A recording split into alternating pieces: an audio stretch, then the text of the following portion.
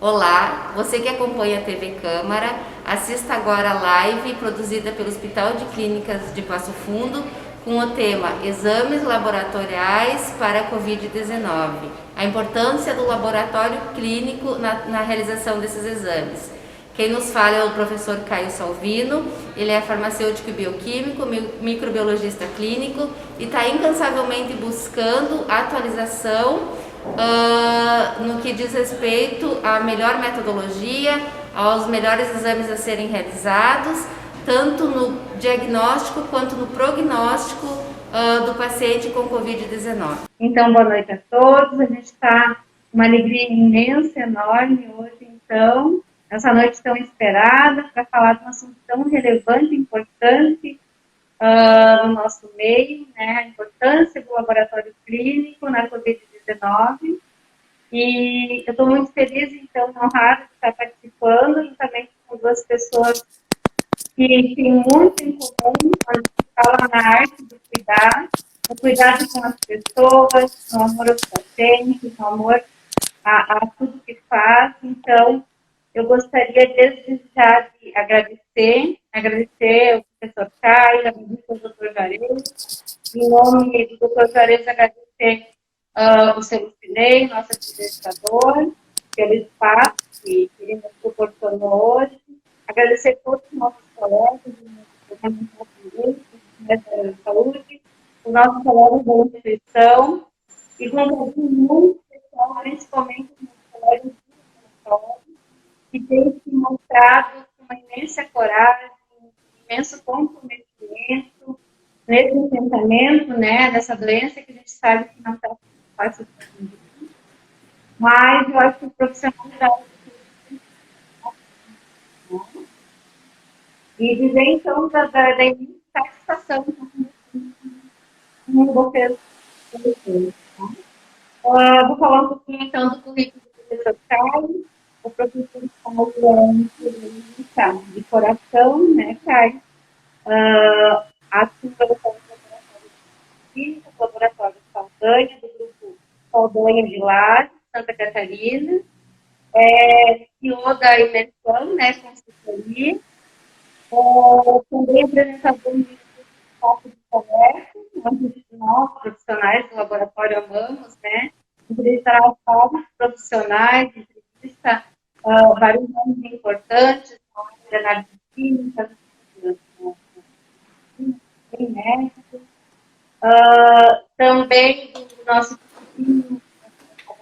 minha live de sexta, né? Onde nos atualiza toda sexta-feira sobre os acontecimentos, principais novidades. Então, o Caio, ele nos honra muito, assim, com o seu comprometimento, com o seu empenho, com a sua energia, com o melhorar da vida de todos que temos. Você também, o Caio, desde o início da pandemia, em março, vem buscando dados, buscando em relação aos outros, né? Entrevistou ou não sei, não é três dele, que é o médico que estava na frente da vacina, justamente para fazer conhecimento para nós, fazer conhecimento, termos de enfrentamento à pandemia, desde lá, tem se superado, tem nos auxiliado muito em relação a isso. Né? Então, agradecemos muito. E como a gente está aprendendo cada vez mais que o laboratório não se faz sozinho, né, Caio? Que a gente tem um resultado, um diagnóstico, a gente depende muito do médico, que a gente não pode só, ele não contém, não pode ser só isso, a gente tem para questionar em relação em relação ao que a gente pode trazer médicos para a área médica, isso que a gente tem para auxiliar o paciente, tanto o paciente inicial, quando a doença é início, quanto o paciente internado, tal, uma doença de grande valia, de grande. Eu vou deixar a palavra para vocês, então, vai lendo os questionamentos, na medida do possível responder, e lá no finalzinho a gente, de repente, deixa 10 minutos, né, Caio, para responder as perguntas que a gente ainda está documentado.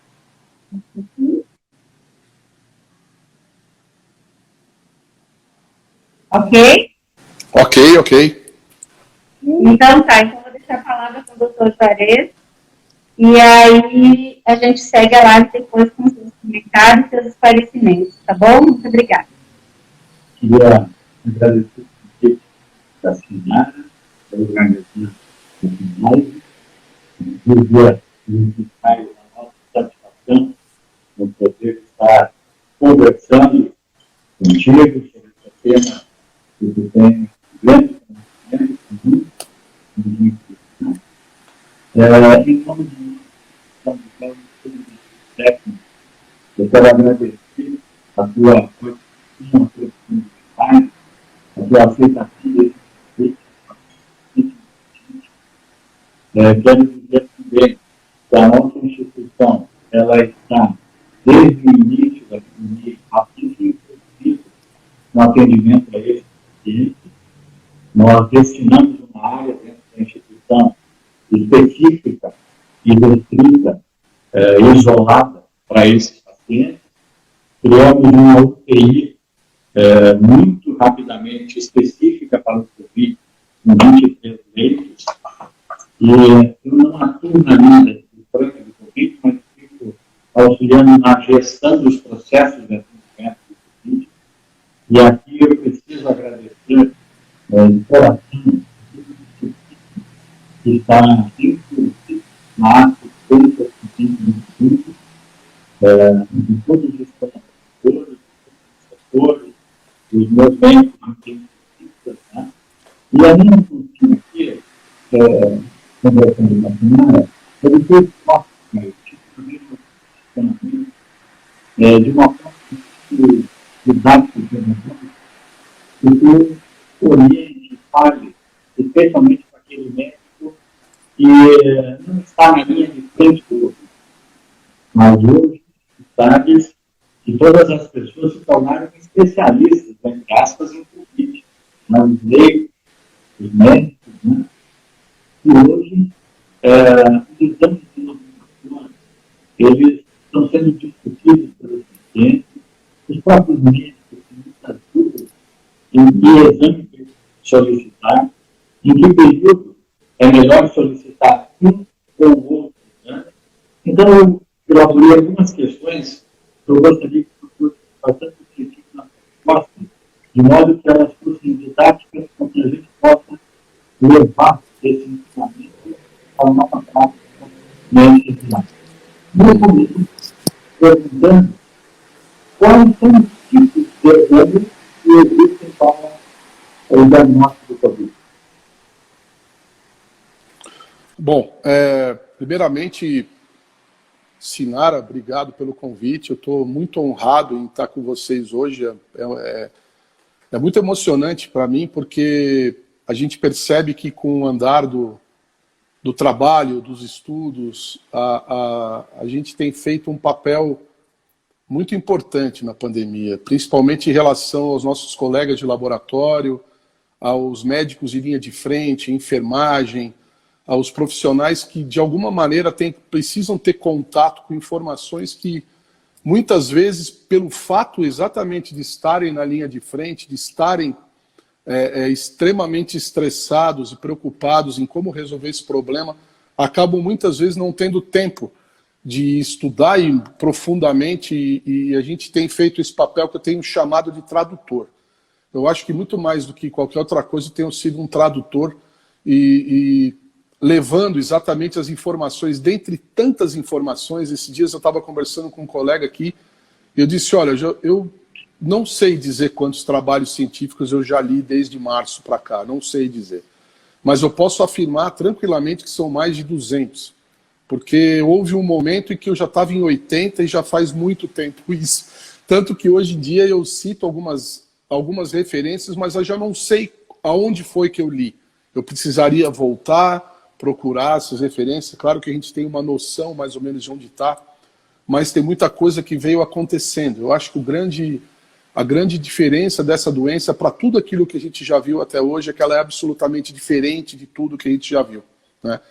E, a princípio, eu preparei uma sequência de raciocínio que cumpre, doutor Juarez, com todas aquelas perguntas que me foram passadas. E se o senhor achar interessante conduzir assim, eu posso fazer essa explanação e depois a gente bate um papo, troca uma ideia para tirar alguma dúvida que porventura permaneça. Pode ser assim? Pode. Bom, a princípio, eu sempre sou muito enfático em afirmar que essa doença é uma doença essencialmente clínica. Eu não gosto muito de quando a gente discute essa doença e se fala em diagnóstico laboratorial, diagnóstico por imagem. Eu acho que ambos são extremamente importantes, mas é uma doença clínica. Ela aparece e a gente descobre que ela existe no momento em que o paciente sente sintomas e ele procura o atendimento médico. E isso é um ponto de partida muito importante para a gente, porque nesse momento a gente entende que essa doença é dividida realmente em dois grandes grupos, o grupo dos sintomáticos e dos assintomáticos. E quando a gente fala nessa doença, a gente fala sobre as fases que já foram muito bem mapeadas delas, e quer encaixar no meio dessas fases onde o laboratório entra como um agente importante no diagnóstico, no acompanhamento, na questão do prognóstico do paciente, tudo aquilo que o laboratório pode oferecer, a gente se refere quase que essencialmente a pacientes com sintomas clínicos. Porque o paciente assintomático ou o paciente oligosintomático, muitas vezes, ele passa despercebido, mais ou menos, segundo as estatísticas, principalmente as estatísticas que vêm da China, da França e da Espanha, falam em cerca de 30% dos pacientes são assintomáticos, totalmente assintomáticos.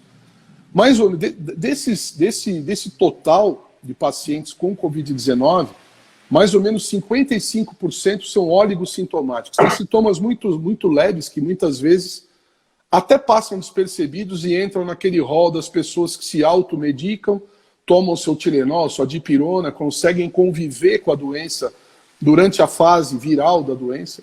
E isso é um ponto muito importante também da gente conversar. E depois tem aqueles 15% que são os pacientes que efetivamente se preocupam com sua situação clínica, procuram atendimento médico de emergência ou de triagem e acabam entrando para aquele rol das pessoas que a gente acaba acompanhando ambulatorialmente e laboratorialmente, muitas vezes até intra-hospitalar. Então, essas pessoas que são as pessoas do grupo dos assintomáticos, dos oligosintomáticos, há uma relação muito direta entre dois fatos muito importantes. O fato da forma de contaminação dessa pessoa, se essa pessoa ela se contaminou com inóculo ou com aspirado, com uma inalação da partícula viral. Isso tem um impacto gigantesco no paciente, porque existe um momento dessa doença, da doença inoculada. Os virologistas detestam que eu fale isso, mas eu chamo de inóculo porque a pessoa literalmente inocula partículas virais dentro das suas vias respiratórias com as mãos, com objetos contaminados previamente por alguém que estivesse no ambiente contaminando essas superfícies. Essa forma de contaminação, a forma inoculada, geralmente ela é acompanhada de uma carga viral muito baixa e de uma resposta inata extremamente rápida e agressiva, principalmente por células NK, por natural killers e por fagócitos que ficam já de prontidão na nossa nasofaringe, vivendo nas mucosas, e isso é acompanhado diretamente de uma produção local de IgA. Então você tem aquele quadro que o paciente fica com coriza, com tosse, com espirrando, febre, dor de cabeça, começa aquele quadro de uma virose respiratória, de uma gripe, de um resfriado clássico, né? Então, normalmente, esse quadro do resfriado ou da gripe leve, clássico, que a gente tem acompanhado muitos desses, assim, em grande quantidade, ele se dá por pessoas que tiveram contato com baixas cargas virais. Normalmente, elas não sabem como se contaminaram, porque não têm frequentado ambientes fechados e com aglomeração de pessoas, e elas fatalmente estão se contaminando por superfícies contaminadas, por esquecer de higienizar a mão, ou esquecer de alguma coisa, acaba se contaminando. Nesse quadro do paciente que tem baixa carga viral, a gente tem um fenômeno que eu inventei um nome, que eu chamo de aviagem viral. Então, o paciente ele faz um quadro leve e às vezes passa despercebido esse quadro, no caso esses assintomáticos, em que o vírus ele precisa primeiro vencer a defesa imunológica inata, que é extremamente eficaz. Muitas vezes a doença para ali, a pessoa faz aquele pequeno quadro de um resfriado rápido e às vezes evolui para um episódio de diarreia 2 dias depois não tem mais nada. Esse vírus, aquelas poucas partículas virais que conseguem vencer essa primeira barreira e fazer a penetração viral, elas vão provocar muitas vezes uma resposta imunológica branda. Então, muitas vezes o paciente vai fazer uma soroconversão muito tardia, né? E o paciente que, por um acaso, tem a fatalidade de fazer uma inalação de gotículas de água contaminadas com alta carga viral, normalmente essa carga viral, grande parte dela mergulha direto dentro da árvore brônquica do paciente, e dessa maneira desenvolve um quadro clínico mais marcado, com falta de ar, com toda aquela evolução que vocês clínicos já estão aí cansados de acompanhar. Então, onde o laboratório entra nisso tudo? Então, vamos lá. A doença, ela se manifesta clinicamente, então a gente já parte do princípio que os pacientes que procuram o pronto atendimento, ou a triagem, ou o consultório do médico, enfim, com sintomas clínicos já é um diferencial para a gente. Eu costumo dizer que qualquer coisa, doutor Juarez, que saia desse campo do paciente sintomático, a gente chama de tiro no escuro, porque é realmente uma loteria. Você pode testar e o índice de falsos negativos é gigantesco, assim como se for fazer determinação de imunoglobulinas, o índice de falsos positivos vai ser altíssimo, porque há uma série de reações cruzadas, principalmente em relação à IgM, que podem atrapalhar bastante esse processo. Então, como a gente conduz, como a gente deve conduzir essa doença no sentido de diagnóstico etiológico laboratorial? No primeiro momento em que o paciente apresenta os sintomas, a gente tem uma história desse paciente já mapeada, muito bem mapeada pelos que nos antecederam, né, que tiveram o azar aí de ter a doença lá atrás, ali pelo mês de janeiro, fevereiro, março, explodindo em vários países, mas já nos mostravam que essa doença ela começa no dia -3 e ela vai até o dia 7. Então são aproximadamente 10 dias em que o paciente ele é infectante. No dia -4, -5, -6, -7, ou seja, nos 4 primeiros dias pós-contágio, em geral, ele tem uma carga viral extremamente baixa que não tem grande capacidade infectante. Isso não quer dizer que ele não esteja infectante, mas é o que nós temos chamado atualmente de paciente pré-sintomático. Então esse paciente, mais ou menos no dia -3, ele começa a aumentar substancialmente sua carga viral. A carga viral começa a aumentar, os sintomas vão aparecer por volta do dia 0, que é o primeiro dia de sintomas clínicos, -3, -2, -1, aí vem o primeiro dia de sintoma clínico. A partir do primeiro dia de sintoma clínico, a carga viral começa a subir muito rapidamente.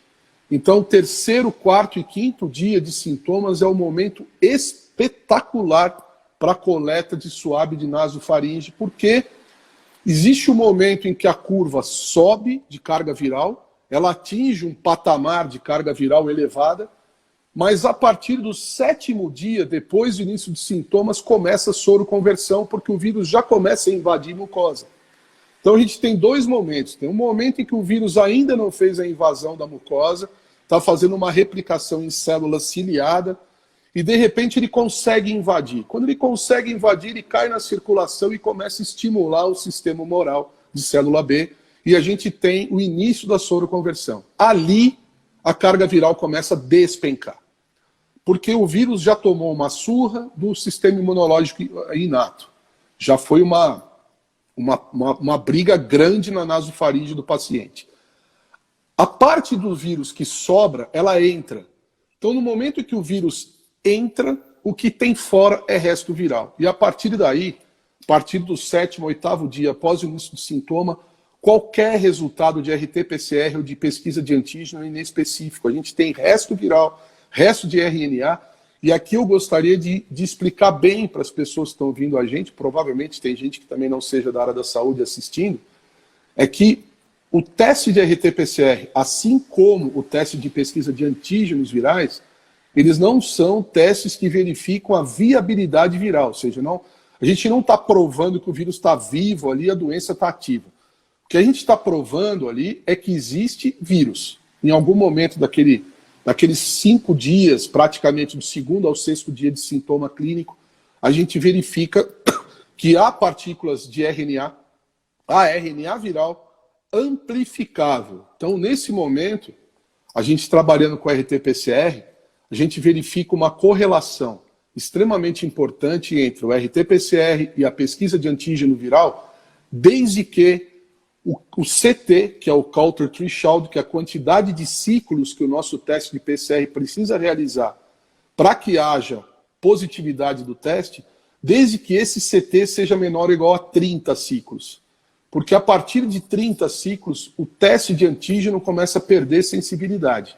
Então, o teste de RT-PCR, ele é chamado padrão ouro, não é à toa.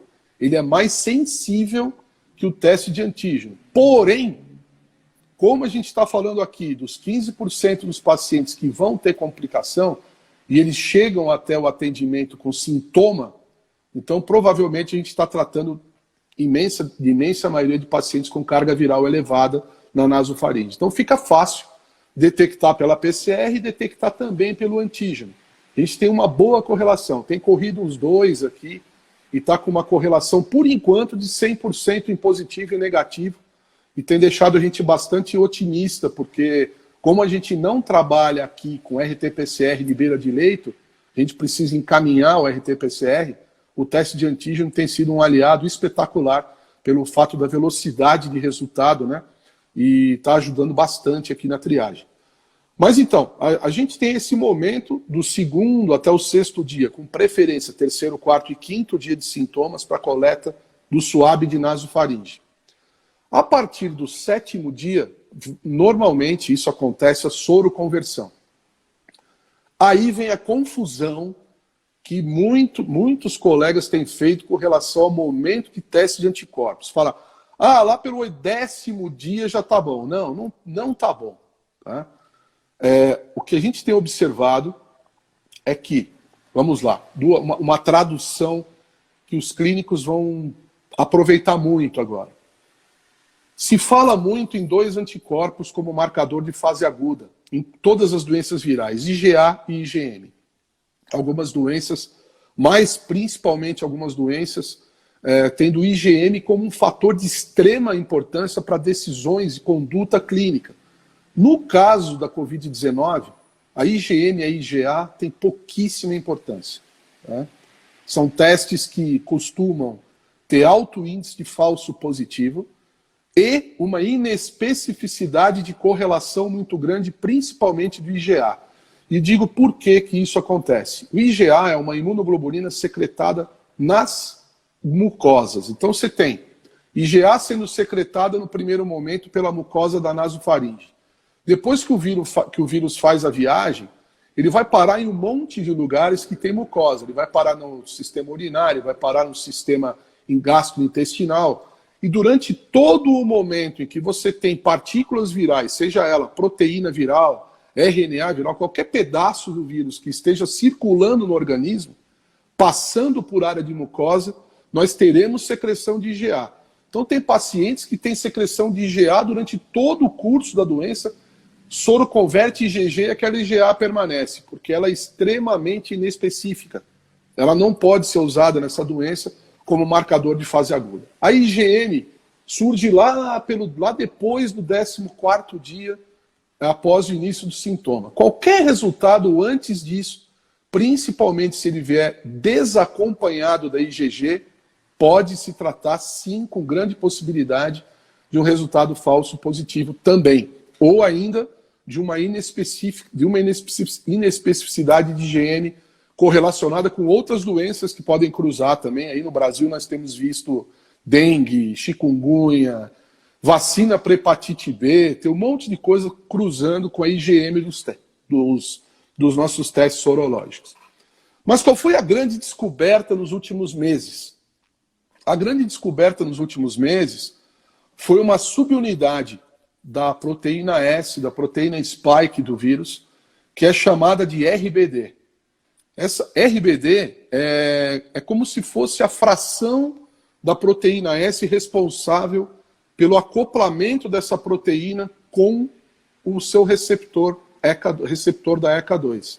Então esse pedacinho da proteína spike, ele traz alta especificidade ao teste de IgG, né? Então nós temos hoje no mercado alguns fabricantes que já estão produzindo seus kits com no seu conjugado o antígeno RBD para provocar então uma reação mais específica em relação à produção de IgG anti-RBD. Isso também é importante que os colegas entendam. Cada proteína viral tem o seu anticorpo específico. Então, quando a gente fala, deu IgG positivo, não, esse IgG positivo, ou ele é um IgG antiproteína N, ou ele é um IgG antiproteína S, ou proteína E. Para algum desses pedaços do vírus, ele é um anticorpo específico. Quanto mais antígenos tivermos no nosso conjugado, maior a probabilidade de a gente ter um teste positivo. E se tivermos o antígeno RBD, maior a probabilidade de termos um teste de alta especificidade. Então, o que a gente tem recomendado hoje? Paciente sintomático, 2º, 3º, 4º, 5º dia, teste de RT-PCR ou teste de antígeno. Passou do 7º, 8º dia, para tudo e vai aguardar lá na frente a determinação da IgG. Eu tenho recomendado 25 dias após o início do sintoma. Pô, Caio, mas e o IgM? O IgM não serve para nada porque ele não vai mudar a conduta clínica do Dr. Juarez. Não vai mudar nada. Porque se o paciente inflamar, ele vai inflamar no 8º dia, no 9º dia. Você vai esperar um IgM lá no 14º para justificar algum tipo de conduta, algum tipo de manejo nesse paciente, não faz sentido nenhum. Então, o que tem verdadeiramente importante nesse momento em termos de detecção laboratorial para o SARS-CoV-2? Antígeno PCR lá no início dos sintomas e IgG lá depois para confirmar a soroconversão. Até para verificar quanto desses nossos pacientes verdadeiramente positivos estão soroconvertendo, porque a gente sabe que grande parte desses pacientes também vai se utilizar de imunidade, memória de imunidade de célula T, e vai acabar não soroconvertendo. Então, parte desses pacientes certamente vão ficar com aquela IgG, a gente vai ficar esperando essa IgG aparecer, e ela talvez nem apareça, né? Então, já tem um bom estudo em cima dessa questão da imunidade, da memória de células T. Mas a gente tem um problema sério nessa doença, que são os pacientes que complicam. E aí o laboratório também, aí sim, eu diria que o laboratório faz um papel extremamente importante, porque baseado em alguns dados laboratoriais, a gente pode perceber como esse paciente vai evoluir dentro da doença, se ele vai evoluir para uma fase inflamatória, se essa inflamação é uma inflamação branda, se vai se transformar numa tempestade de citocinas ou não, a questão dos trombos, a questão de órgãos, né? Porque chega um momento em que o paciente fica séptico, ele pode entrar em choque séptico, ele pode evoluir muito mal, e tudo isso a gente pode, de alguma maneira, não que a gente possa prever todas as problemáticas, mas grande parte delas o laboratório pode oferecer isso. Então, seguindo aqui a linha de pensamento e a forma com que a doutora Marina Bucar classificou essa doença em fase 1, 2A, 2B, 3 e 4, levando essa classificação em questão, eu diria o seguinte: na fase 1, que é a fase viral, a gente entende o que é o mais importante a ser entendido na Covid-19. É uma doença viral respiratória até que ela deixe de ser viral respiratória e se transforme numa doença inflamatória. Então a gente tem a doença que pode ser simplesmente uma doença viral, que vai evoluir como uma doença viral e o paciente vai melhorar e vai ficar bem e vai tudo dar certo, como de repente, por algum fator, esse paciente pode transformar isso, ele vira a chave de doença viral, hiperinflama, acontece tudo aquilo que a gente tá vendo na literatura e nas publicações, essa tempestade de citocina provocando uma série de transtornos no organismo, e eu tenho chamado isso de susto de macrófago, porque é realmente o que acontece. O macrófago ele não espera que aquela quantidade imensa de partículas virais caia dentro do alvéolo, e ele dispara uma mensagem agressiva, e a resposta do sistema imunológico, principalmente celular, ela é extremamente agressiva também. Ocorre literalmente um atropelamento dentro dos microvasos que circulam ali, os alvéolos pulmonares. Você tem migração exagerada de célula, você tem rompimento de membrana de alvéolo, rompimento de vaso, uma trombose disseminada, você tem uma doença vascular disseminada. E tudo aquilo, né, doutor Juarez, que a medicina interna nos mostra, né? É um quadro catastrófico.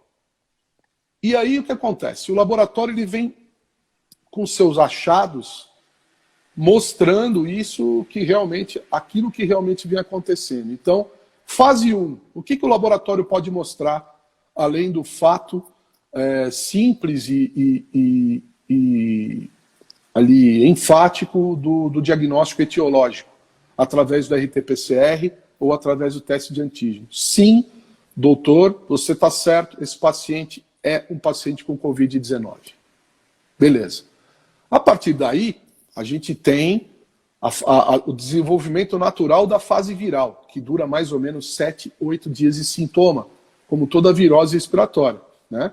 Aí chega ali no 7º, 8º dia, existe essa decisão do organismo, eu vou inflamar ou não vou inflamar. Então, existem uns parâmetros que mostram a probabilidade desse paciente estar hiperinflamando e estar trombolizando ou não. Então, recentemente saiu um estudo num periódico internacional de hematologia que fala sobre a questão dos marcadores inflamatórios para essa questão da trombose. Então, primeiro ponto, marcadores de inflamação. Quando é que a gente vai se preocupar com esses marcadores de inflamação? A gente vai se preocupar com isso se o paciente sai da fase 1 para 2A e se ele começa a evoluir para 2B. Se ele começa a ter dificuldade respiratória, se ele começa a ter episódios de febre ainda persistentes, né? E ele vai evoluindo para esse quadro respiratório mais complexo. A partir daí, proteína C reativa acima de 100, péssimo prognóstico. Então, acima de 100 miligramas por litro de proteína C reativa. Aqui eu deixo uma dica para os colegas de laboratório: por favor, utilizem métodos não látex para essa proteína C reativa. Nós precisamos do teste quantitativo. Nós não podemos ter testes semi-quantitativos com diluição de soro e resultados aproximados. Esse é um dado de muita importância nesse momento de decisão dessa observação de má evolução do quadro. Segundo ponto importante, se há condições, se tem esse teste disponível, determinar a interleucina 6. Se a interleucina 6 está aumentada, tempestade de citocina à vista. Podemos nos preocupar. Nesse momento, já existem alguns protocolos bem definidos, né, com uso de corticoides, com uso de anticoagulantes, que é bastante importante. Marcadores de trombose, de prognóstico ruim. Dedímero acima de 2.500 nanogramas por ml. Então é o ponto de corte bastante importante, embora a gente tenha um cutoff de 500 nos nossos testes, mas acima de 2.500 é um péssimo prognóstico, sinal de degradação de fibrina agressiva, sinal que tem formação de microtrombo, mesmo que não tenha ainda um aumento alto de plaquetas. Num primeiro momento você tem um aumento de plaqueta, num segundo momento uma plaquetopenia por uso e formação de trombo. Então plaquetas acima de 450 mil, com dedímero acima de 2.500, com proteína C reativa acima de 100, aí então a gente está tratando de um caso que pode vir a complicar bastante, né? Dentro ainda desse processo, a gente tem o paciente que evolui para a fase 3. Nessa evolução para a fase 3, eu acredito que um dos marcadores mais importantes seja a saturação de oxigênio.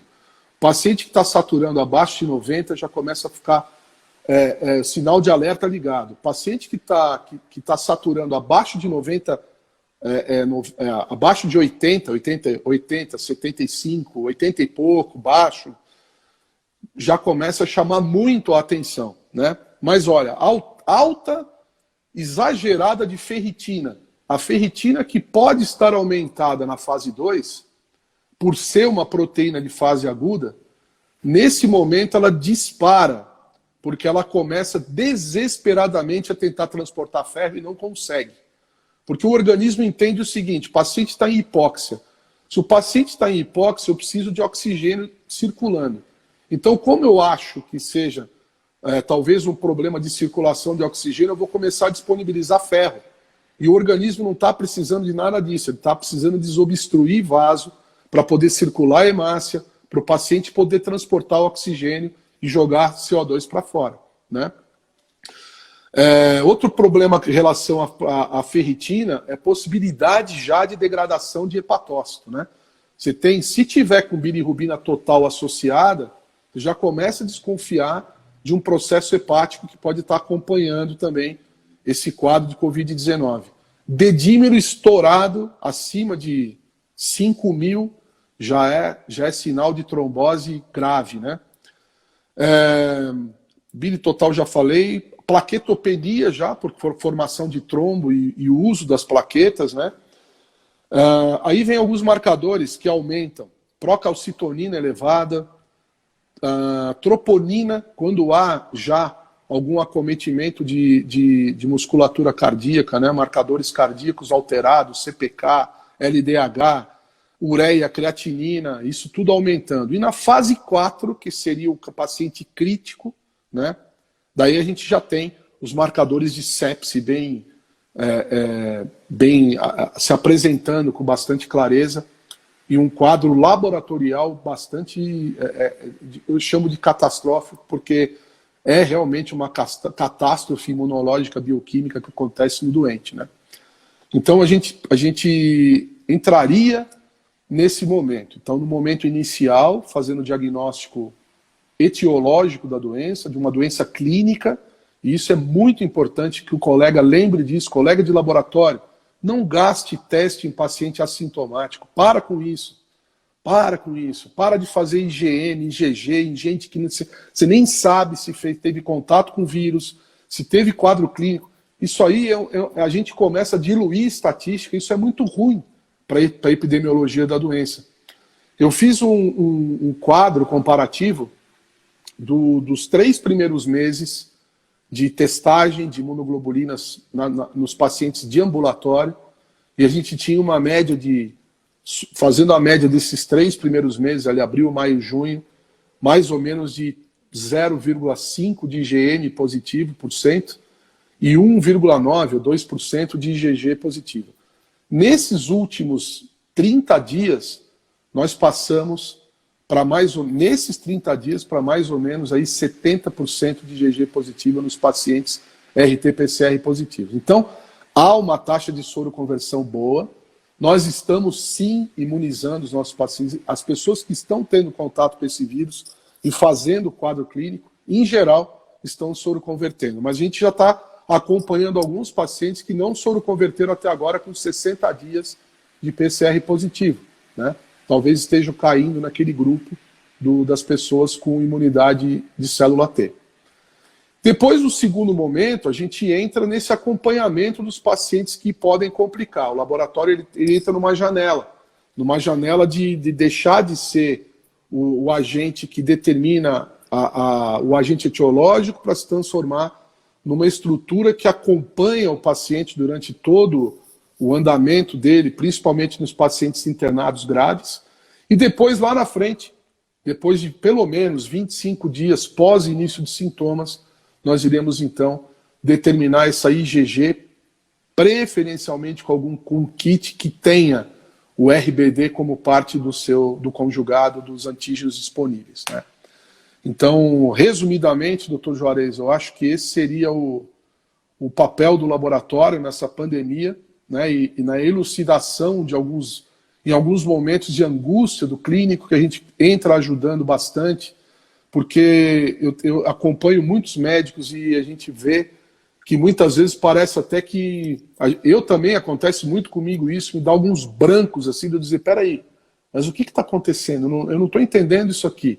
E no começo eu pensava muito isso, mas como que esse paciente aparece com IgG positivo, um mês depois ele tem IgG e IgM, depois ele tem só IgG de novo? O que está acontecendo com esse paciente? Para que servem esses testes? Então, esses meses serviram para a gente fazer essa tradução. E eu fiquei muito feliz, assim, bastante feliz mesmo, porque recentemente eu assisti um debate, uma discussão científica, onde tinham representantes da patologia clínica, da infectologia, da medicina intensiva, e todos eles defendendo já essa ideia também de que o que é importante realmente de sorologia é o IgG, e que a gente deveria, inclusive, eu sou dessa linha, eu tento discutir isso, mas às vezes a gente não consegue ser muito bem entendido, de que nós, o laboratório, deveríamos parar de liberar resultado de IgM para parar essa confusão. Porque está muito confuso, principalmente em ambulatório, quando tem médico do trabalho que não sabe se volta o paciente ou não, paciente com IgM está infectante ou não. Então, hoje, talvez um dos papéis mais importantes que eu tenho aqui nessa nossa mesa seja dizer para vocês que, a partir, principalmente, com toda certeza, do 10º dia, após início de sintomas, não há formas viáveis de vírus no trato respiratório. E como essa doença depende dessa transmissão por vias aéreas, a gente não corre risco de contaminar ninguém. Você que tem Covid-19 ou já teve, médicos que estão acompanhando seus pacientes dependem desses resultados para essa decisão, porque é uma decisão de altíssima responsabilidade. Volta para o convívio ou não, volta para o trabalho ou não. Esqueçam IgM para isso, por favor. IgM, IgA é uma confusão tremenda, não estão ajudando em nada esses testes, pelo contrário, estão complicando tudo. No início nós tivemos uma enxurrada de falsos positivos de IgM, um monte de gente foi para a quarentena desnecessariamente, caiu na estatística. A nossa estatística dos primeiros 2 meses de sorologia são todas furadas. Então, eu acho que esse é um dos pontos mais importantes que eu tinha para dizer hoje aqui, que é, por favor, não usem testes sorológicos para essas decisões. É uma doença clínica. Se o seu paciente já teve a doença, já fez o quadro clínico, já está bem, passou 14 dias, que é o que está sendo preconizado por enquanto aí de quarentena, ele está legal, volta para o trabalho, vai para a atividade normal, e dali a 1 mês a gente dosa o IgG e confirma se esse paciente soroconverteu ou não. Eu acho que era esse o meu papel aqui, mas eu estou à disposição de vocês para a gente conversar. Fiquem à vontade. Eu acho que tu fosse muito feliz na condução do raciocínio. Fosse muito feliz na condução do raciocínio. Fez uma correlação bem importante entre as partes clínicas e os resultados dos exames laboratoriais. Eu gostei muito didático nisso, né? Esse problema de que a gente sofre uma certa pressão dos pacientes para a realização de exames. Porque foi difundido na mídia de que testar e fazer exame para fazer diagnóstico. Eu estou muito feliz nessa condição. A gente, como médico, sofre essa pressão. Hoje mesmo, atendi pacientes da área cirúrgica que queriam fazer exame estando completamente assintomáticos. E aí eu vou te fazer uma pergunta que é do meu cotidiano. Eu vou recomendar cirurgia para o meu paciente, cirurgia eletiva. E eles falam, doutor, eu não vou fazer nenhum exame antes da cirurgia. Então, o que eu gostaria que eu pudesse comentar alguma coisa? Se tem algum exame, eu devo fazer exame com aquele meu paciente de pré-operatório que vai para uma cirurgia eletiva. Então, doutor Juarez, o que eu tenho recomendado nesse sentido? Assim, tudo que eu tenho lido e discutido com colegas também de fora. Paciente no pré-operatório. Então, primeiro ponto, o que a gente precisa saber? Se esse paciente está com esse vírus ou não está com esse vírus. Embora ele sendo assintomático, a gente saiba que há uma chance menor de um RT-PCR positivo. O RT-PCR é o exame de escolha, é o teste de escolha para essa, vamos chamar assim, para essa triagem, né? Então ele faz o primeiro PCR uma semana antes da cirurgia, faz um segundo, faltando 3, 4 dias para a cirurgia. Se tiver 2 resultados negativos, conduta normal, segue a vida, né? Essa é a... Agora, se ele tiver sintomático, aí a conduta é a conduta normal, clínica, e segue como uma doença Covid-19 normal. Se ele vai estar internado, ele vai ser isolado. Se ele estiver em casa, ele vai aguardar os 14 dias, e depois o médico assistente vai, evidentemente, analisar clinicamente, solicitar. Talvez seja importante esses exames de prognóstico, né, para ver a possibilidade de uma má evolução antecipada, inclusive para que caso o médico ache prudente alguma medicação, que essa medicação seja também administrada. Então, o que eu tenho recomendado é isso. Não tem muito como a gente fugir disso. Eu acho que estaria bem amarrado se a gente fizer 2, ou PCR, ou teste de antígeno, 2 antes da cirurgia, mantendo esse paciente sob cuidados estritos, né? Isolamento social, as pessoas em casa, preferencialmente uma pessoa em contato com todos os cuidados, e no momento que ele internar é melhor ainda, porque ele internado a gente cuida com mais... o isolamento fica melhor, ele ficando ali no pré-operatório, aguardando direitinho sua cirurgia, acredito eu que não haverá problema algum. Caio, deixa eu só fazer um questionamento, então, para ajudar o doutor a esclarecer em relação ao teste de antígeno. E se esse paciente chegar no laboratório, se eles quiserem realizar no mesmo dia, ou na cirurgia, o teste de antígeno e a gente liberar, ele estaria seguro? Tá, deixa eu entender. Se o paciente for fazer uma cirurgia, no mesmo dia ele fizer o teste de antígeno? Isso, e aí a gente liberar, se eles fazem, libera, né, de imediato no laboratório, o doutor estaria seguro em relação a isso? Então, eu gosto muito de pensar que a gente precisa de uma janelinha para garantir que esse paciente não está pré-sintomático e com carga viral baixa. Por isso eu gosto mais disso. Por exemplo, uma semana antes você faz o teste, daí quando faltar uns 2, 3 dias para a cirurgia, faz de novo e interna. De repente faz até internado já o segundo teste e mantém ali o paciente monitorado, né? Mas acredito que dessa maneira é tranquilo, assim, a condução fica bem interessante. Ok. Perfeito, Caio. Caio, então, em relação ao laboratório, né, você pode comentar contigo muita dificuldade em relação ao IgM. Eu também sonho em poder não realizar mais IgM no laboratório, porque na bancada a gente sabe que muitas vezes a gente se depara com situações que a gente não sabe como vai decidir, e às vezes a gente acaba avaliando muito bem os sintomas, né? Então, tudo que a gente for sintomático para nós é muito importante nessa decisão, né?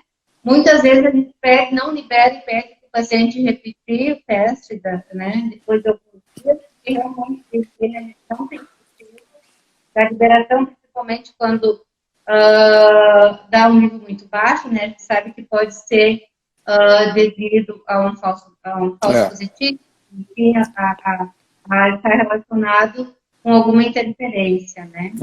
E é importante também a gente dizer aqui que, mais do que nunca, a gente precisa lembrar que o laboratório tem muita responsabilidade em termos de liberar resultados com qualidade, avaliar também, junto com o médico, a clínica, clinicamente esse paciente, porque não é simplesmente do resultado que sai do equipamento, né, que a gente pode diagnosticar, enfim, diagnosticar esse paciente. Nessa então, doença, fundamentalmente... Tem uma responsabilidade, né, em orientar o paciente, em ser correto, né, honesto no que está fazendo, para que a gente possa realmente trazer nosso papel para o bem, né, comum, para a sociedade, e pensando principalmente na segurança do paciente, do médico e de todo mundo, né? É uma doença, como eu coloquei lá no comecinho, uma doença essencialmente clínica. Eu acho muito importante que a gente entenda isso. E um paciente que não tem sintoma clínico, não tem queixa clínica, pode atrapalhar muito no processo, porque acaba caindo numa malha de testes rápidos, testes sem qualidade, testes realizados fora do ambiente laboratorial, fora do ambiente de controle de qualidade, fora de todas as preocupações que a gente tem. Nós sabemos o tamanho do papel que a gente tem no exercício do controle da qualidade dos nossos resultados. Então, saiu desse campo, se já é complicado e já é obscuro, muitas vezes nebuloso, a gente trabalhando com tudo isso na mão, imaginem sem nenhuma preocupação, um simples teste que nós utilizamos, equipamentos calibrados, com soros controles previamente selecionados, e a gente usa isso realmente na rotina, leituras automatizadas por imunofluorescência, ou por ELISA, ou por CLIA, e de repente você comparar tudo isso com furar o dedo e botar uma gota de sangue num cassete, isso realmente é muito complicado. Eu sei que eu vou ser criticado por muitos colegas por ter falado isso, mas eu realmente penso dessa maneira. Eu não consigo acreditar que a gente está dependendo tanto e a gente não consegue, e aí a Sinara deve concordar comigo, a gente não consegue fazer a sociedade entender isso, a diferença que é entre um teste e outro teste. É muito diferente, não é uma pequena diferença, é uma diferença gigantesca, né? Então, é mais ou menos como você mandar arrumar o teu carro numa oficina de fundo de quintal e mandar arrumar o teu carro numa concessionária. Essa é a comparação que normalmente eu faço, né? A gente população. Trabalha. Uma coisa que conhecimento e informação são coisas diferentes. E hoje nós estamos com pouco conhecimento e muita informação. Muita informação. Muito na superficialidade. Né? E eu gosto muito quando tu dizes que é uma doença clínica e no laboratório aqui, ele tem menos importância no diagnóstico e tem muita importância no prognóstico daqueles pacientes que evoluem mal. É aí o foco. Nós não temos que estar focados em fazer um diagnóstico da doença via laboratório, mas preocupados, né, com o prognóstico desse paciente. Exatamente. Exatamente. Uma coisa importante, doutor, que eu queria complementar só, eu sei que a gente já está caminhando para o fim, mas é que quando o paciente faz o IgG, mesmo que ele faça IgM ou IgA, quando isso acontece, ele já passou da possibilidade de inflamar. Então, é um teste que não tem o menor, não tem utilização nenhuma, porque para que você vai usar um teste que está te dizendo alguma coisa que você já sabe? O paciente já está internado, já está sob cuidados, muitas vezes cuidado intensivo, aí você vai determinar um IgM, quer dizer, vai mudar o para quê? E o paciente que está fora do hospital, ele também já passou da fase da possibilidade de inflamação. Então, o que nos importa é saber se ele vai soroconverter para IgG ou não. IgM e IgA não servem para absolutamente nada. Para absolutamente nada. Perfeito, Caio. Então, a gente tem que encerrar, né? Bom, antes de encerrar, eu queria agradecer o espaço que vocês me deram aqui, porque não é todo mundo que abre espaço, né? O Hospital de Clínicas está de parabéns. Tenho certeza que a condução aí está sendo espetacular, está sendo brilhante, porque no olhar de vocês dá para perceber o cansaço e a paixão. Então, eu gostaria de parabenizar vocês, agradecer pela oportunidade e me colocar à disposição para caso... Eu sempre costumo dizer o seguinte, eu posso às vezes demorar 2, 3 dias para responder, mas eu nunca deixo de responder alguém que me pergunte alguma coisa, seja qual via for, como se chama, DM, etc., aqui do Instagram.